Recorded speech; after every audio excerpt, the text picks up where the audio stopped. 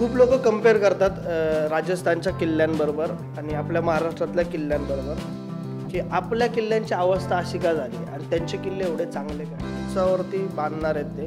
पण माझं मध्ये 2-2.5 हजार कोटी रुपये जर तुम्ही रायगडावरती खर्च केला आणि त्या काळातला जर रायगड बनला तर किती सुंदर.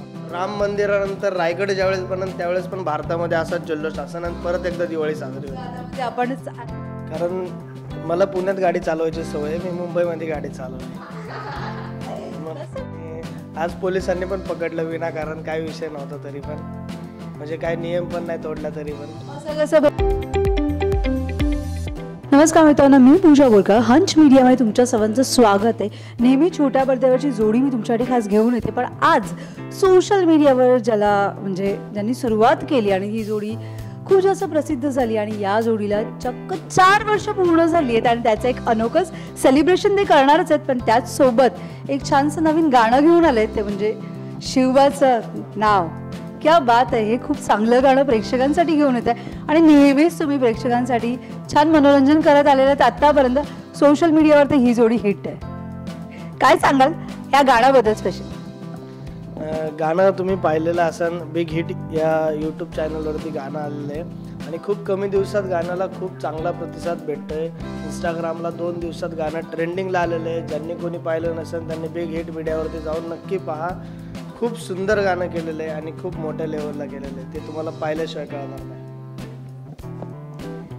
महाराजांवरती हे पहिलंच गाणं आहे आणि बिग हिट मीडियाकडून म्हणजे हे त्यांनी प्रोड्यूस केलं आहे, सो ही खूप मोठी गोष्ट आहे ॲक्च्युली. आणि जसं की हा बोलला, मे बी अल्बम इंडस्ट्रीमधलं हे बिग हिट बजेट फर्स्ट असेल जे इतक्या मोठ्या लेवलवरती शूट झालेलं आहे. इतके सारे कलाकार एकत्र आहेत त्या गाण्यामध्ये आणि गाणंही सुपरहिट आहे. आणि थँक्यू सो मच तुम्हा सगळ्यांना की तुम्ही इतकं प्रेम दिलं आहे आमच्या गाण्याला. असंच जास्तीत जास्त अजून प्रेम द्या आणि खूप जास्त शेअर करा.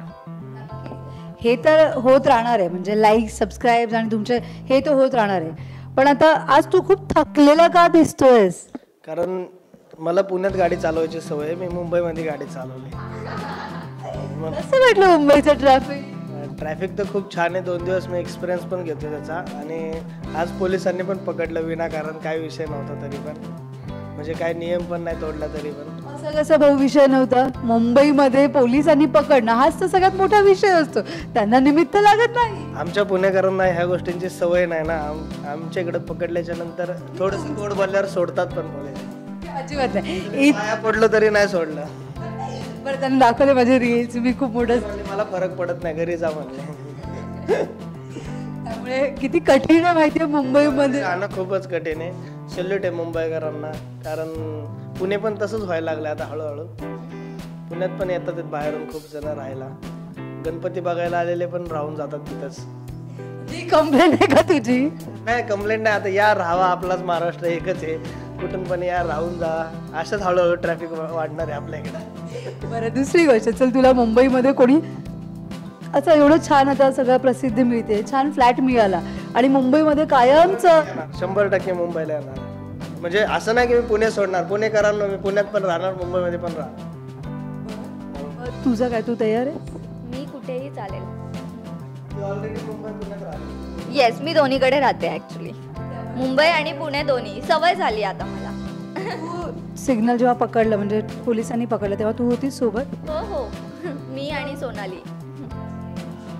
तू काय तुझ्या पद्धतीने ट्राय केलं साहेब सोडाना वगैरे?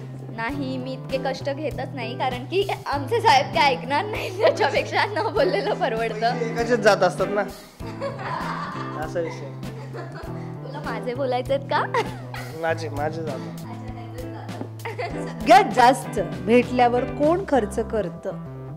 आमच्यामध्ये असं खर्च, आम्ही असे कपल आहेत की आम्ही TTMM ने फिरतो ऍक्च्युली.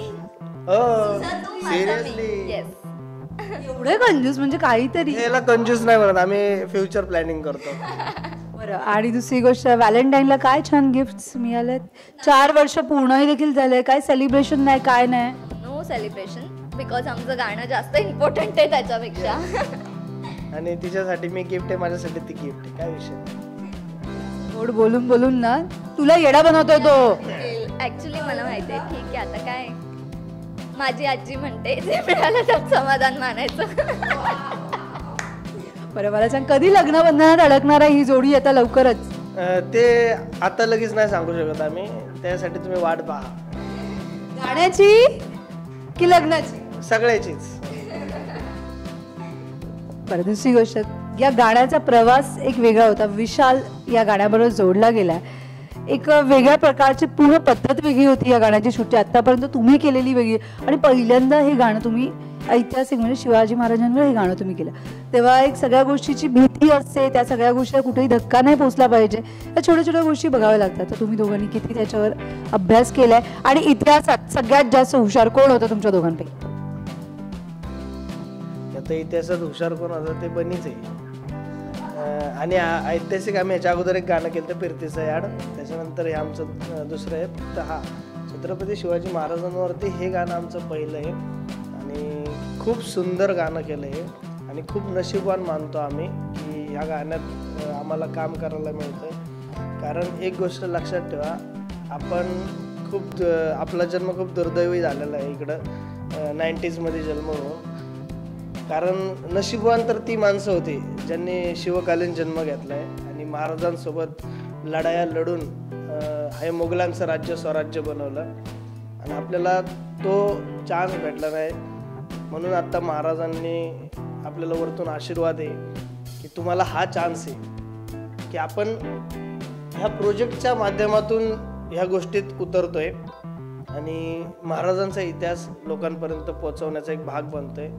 तर ह्याच्यातच खूप खूप म्हणजे खूप भाग्य आहे आमचं. तुम्ही दोघेही एक इन्फ्लुएन्सर आहात, आणि आत्ता कुठेतरी पाहायला गेलं तर आपण अयोध्येला जसं राम मंदिर झालं तिथून खूप जास्त जागरूकता निर्माण झाली सगळ्यांमध्ये. तर मला असं एक आवर्जून विचारायचं आहे की जे गड किल्ले आहेत आपले, ज्याच्याकडे अजिबात कोणाचं लक्ष नाही, आणि ज्याच्यावर आपण थोडंसं जरी म्हणजे जरा जरी लक्ष घातलं तर त्याच्यावर खूप एक चांगलं म्हणतात ना, बिझनेस नाही म्हणता येणार, पण एक चांगलं पर्यटक स्थळ होऊ शकतं तिकडे. ह्याच्यावरती एक उत्तर काय देऊ शकतो माहिती का? आता मला माहित नाही हे माझं उत्तर किती जणांना आवडत नाही आवडत. आज खूप लोक कम्पेअर करतात राजस्थानच्या किल्ल्यांबरोबर आणि आपल्या महाराष्ट्रातल्या किल्ल्यांबरोबर, की आपल्या किल्ल्यांची अवस्था अशी का झाली आणि त्यांचे किल्ले एवढे चांगले काय. एक गोष्ट लक्षात ठेवा, आपल्या महाराजांना शरण जायला येत नव्हतं, ते लढून उत्तर द्यायचे, आणि ह्या लढाईंमध्ये आपले किल्ले पडलेले आहेत. म्हणून मराठे कधी शरणागतीला जात नव्हते, ते लढाई करूनच उत्तर द्यायचे मोगलांना. म्हणून आपल्या किल्ल्यांची ही अवस्था आहे. त्याच्यानंतर इंग्रज आले, इंग्रजांनी काही किल्ले तोडलेले आहेत आपले, तर आमचे किल्ले लढाईंमुळे तुटलेले आहेत. तर आपलं एवढंच कर्तव्य होतं. म्हणजे आता तुम्हाला एक सांगा, आपण नॉर्मल माणसं काही नाही करू शकत या गोष्टी, हे करू शकतं सरकार करू शकतं. कारण तुम्ही बघू शकता, आता माझ्याकडे जर ती पॉवर असते तर मी 100% मी काही ना काहीतरी केलं असतं. आपल्याकडे काही पॉवरच नाही. आज तुम्ही रायगडावरती जावा, तिथलं तुम्हाला दगड पण घेऊन येऊ शकत नाही तुम्ही, म्हणजे तेवढं सिक्युरिटी आहे तिथं. इथं आपण जाऊन स्वतः काही नाही करू शकत. ह्यांनी सरकारने लक्ष दिलं पाहिजे या गोष्टींमध्ये. आजकाल म्हणजे माझं असं मत आहे, महाराजांचा समुद्रात पुतळा बांधणं ही खूप मोठी गोष्ट आहे, आपल्यासाठी गर्वाची गोष्ट आहे. त्यासाठी 2-2.5 हजार कोटी रुपये खर्च करताय, खूप भारी आहे. जगामध्ये नाव होईल महाराजांचा पुतळा एवढ्या उंचावरती बांधणार आहेत ते. पण माझं मत आहे 2-2.5 हजार कोटी रुपये जर तुम्ही रायगडावरती खर्च केला आणि त्या काळातला जर रायगड बनला तर किती सुंदर वाटू शकतो. तरी ह्या गोष्टी खरंच भारी होऊ शकतात. आणि किल्ले जर महाराष्ट्रातले 350+ किल्ले आहेत आपल्या महाराष्ट्रात, जर एक किल्ला जर चांगला झाला तर महाराष्ट्रातलं पर्यटन स्थळ केवढं मोठं होईल आणि पर्यटन केवढं वाढेल महाराष्ट्रात. आज ह्या गोष्टी आम्हाला बाहेर दोघंजण आत्ता फिरायला गेलो मागच्या वर्षी, त्यावेळेस गोष्टी रिअलाईज झाल्या की आपण म्हणतो की आपला देश घाण आहे, ट्रॅफिक आहे, नियम पाळत नाही. ह्या गोष्टी काय होतात, भ्रष्टाचार. आज मी तुम्हाला आत्ता म्हणलो की पोलिसांनी पकडलं, मी त्यांना रिक्वेस्ट केली तरी पण पावती टाकली, चला मी खुश आहे, त्यांनी त्यांचा नियम पाळला, पावती टाकली.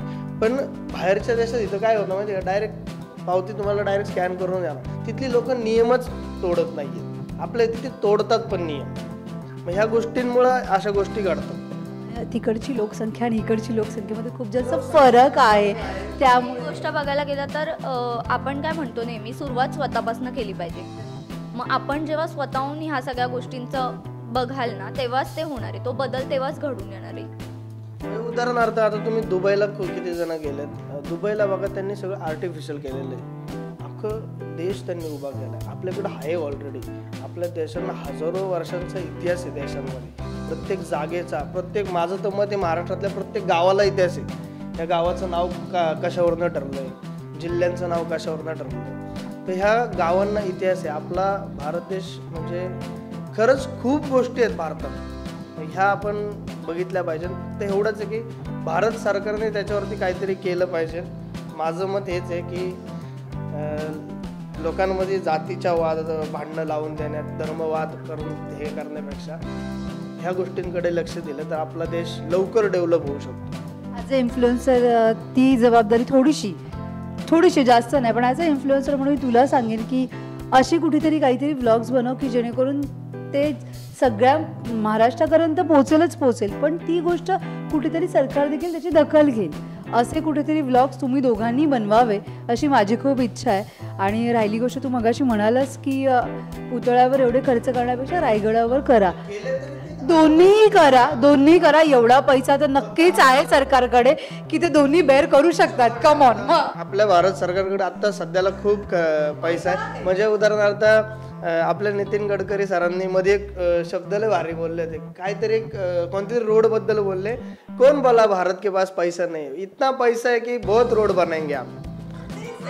आता बघायला गेलं तर त्यांनाही म्हणजे सरकारला बोलणं इतकंही चुकीचं नाहीये, बरोबर आहेच, पण त्यांच्याही बाजूने बोललं पाहिजे की त्यांनी मंदिर बांधलं, अयोध्येचं मंदिर बांधलं. ही खूप मोठी गोष्ट आहे आपल्या सगळ्यांसाठी की इतके वर्ष त्याच्यावरती किती काय काय झालं, किती लोकांनी स्वतःचा प्राण गमावलाय त्या ह्याच्यामध्ये, आणि आपल्याला ते बघायला मिळतंय आपल्या जनरेशनमध्ये. ही खूप मोठी गोष्ट आहे आपल्यासाठी. जसा तो उत्सव केला होता राम मंदिर बांधल्यावर, तसंच रायगडावर असं काहीतरी धमाकेदार होईल आणि आपण सगळे मिळून त्याचा उत्साह साजरा करू. एकदम महाराष्ट्राची ती सगळ्यात मोठी दिवाळी, महाराष्ट्रच नाही माझं मते भारताची दिवाळी असं. राम मंदिरानंतर रायगड ज्यावेळेस बनन त्यावेळेस पण भारतामध्ये असाच जल्लोष असेल आणि परत एकदा दिवाळी साजरी होईल. आपण ॲज अ इन्फ्लुएन्सर म्हणून तुम्हालाही सांगेन की आता ही मोहीम तुम्ही देखील हातात घ्या, तुम्ही देखील स्टार्टअप करा या सगळ्या गोष्टीकडे. नक्कीच ट्राय करू, नक्कीच. आम्हाला, मी तुम्हाला तेच म्हणलं, जे आपल्याला करता येईल ते करू शकतो आपण, आपल्याच्या हातात गोष्टी असतात त्या करू शकतो. खालीचा वाटा आपण नक्कीच देऊ शकतो, ॲटलिस्ट त्याच्याबद्दल जागरूकता निर्माण तर करू शकतो, एवढं तर करू शकतो आपण. 100. जाता आता मला तुमच्या या गाण्याची स्टेप पाहिजे, सो प्लीज गाईज.